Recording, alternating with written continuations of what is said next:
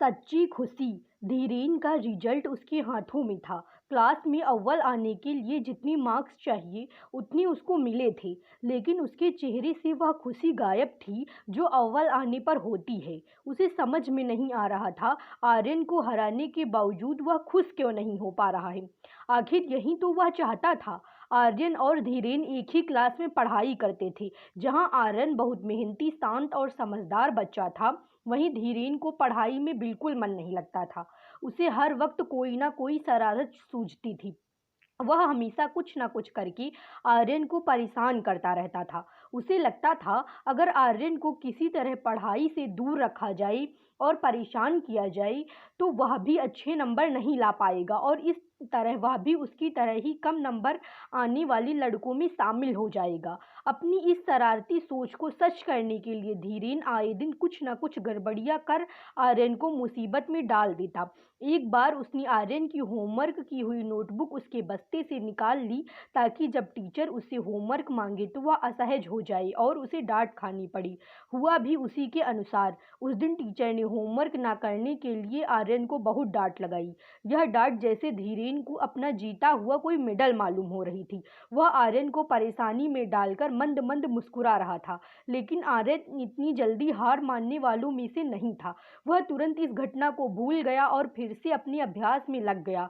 लेकिन धीरेन को चैन कहाँ पड़ने वाला था। वह भी लगातार अपनी शरारतें और आर्यन के खिलाफ शैतानियां करने से पीछे नहीं हटता था।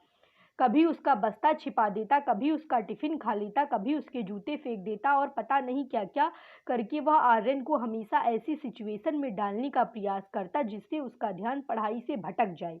इन शैतानियों में अब क्लास के बाकी के शैतान बच्चे भी उसका साथ देते। उन्हें धीरेन को आर्यन के खिलाफ उकसाने में बड़ा मजा आता। दूसरी तरफ आर्यन के ग्रुप के समझदार और पढ़ाकू बच्चे उसे पढ़ाई करने के लिए प्रोत्साहित करते। आर्यन इतनी सारी मुसीबतों के बावजूद अपनी पढ़ाई किसी तरह पूरी कर ही लेता और हमेशा अपनी क्लास में अव्वल आता। धीरेन के मन में पढ़ाई न कर पाने के कारण और आर्यन के हमेशा अच्छे नंबर आने के कारण हीन भावना बढ़ने लगी थी। वह कुछ भी करके आर्यन को हराना चाहता था, पीछे छोड़ना चाहता था। जल्द ही परीक्षा का समय आ गया। धीरेन की बदमाश दोस्तों में से एक ने उसे परीक्षा में पूछा जाने वाला पेपर लाकर दिया। धीरेन की आंखों में चमक आ गई। उसने सोचा अब वह आर्यन को जरूर पीछे छोड़ देगा, और हुआ भी कुछ वैसा ही, क्योंकि वही पेपर परीक्षा में पूछा गया था जिसके उत्तर उसने अच्छे से तैयार कर लिए थे। रिजल्ट के दिन सभी विषयों में हाईएस्ट मार्क्स के साथ धीरेन क्लास में अव्वल आया था। आर्यन अव्वल ना आने पर थोड़ा सा निराश जरूर हुआ था, लेकिन दुखी नहीं। वह धीरेन के पास आया, उसे क्लास में प्रथम आने पर खूब सारी बधाई दी और उसे गले से लगा लिया। आर्यन का यह बर्ताव धीरेन की एक्सपेक्टेशन से बहुत परे था।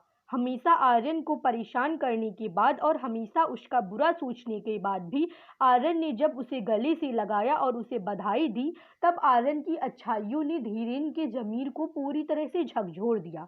उसे अपना हर वह बुरा बर्ताव याद आया जो उसने कभी आर्यन के साथ किया था, और अब उसे अंदर ही अंदर उसका पछतावा होने लगा। वर्ग शिक्षक ने सभी टॉप के विद्यार्थियों को बधाई दी और अव्वल आए धीरेन को अपने पास बुलाया।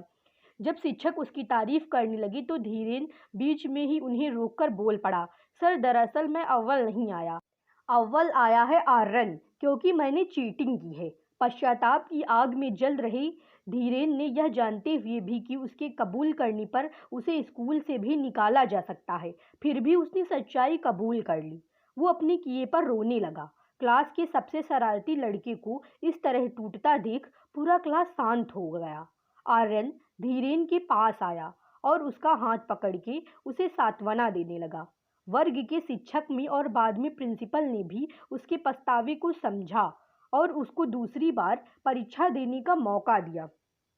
दोस्तों, छोटी सी यह कहानी हमें सिखाती है कि सच्ची खुशी के लिए सच्चाई का रास्ता भी उतना ही जरूरी है।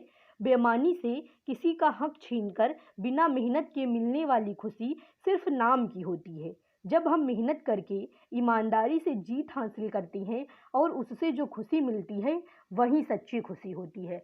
तो आपको यह छोटी सी कहानी सच्ची खुशी कैसी लगी हमें कमेंट बॉक्स में ज़रूर बताएं। और अगर आपको यह वीडियो अच्छा लगा हो तो इस वीडियो को लाइक कर दें और मेरे चैनल को सब्सक्राइब कर दें। धन्यवाद।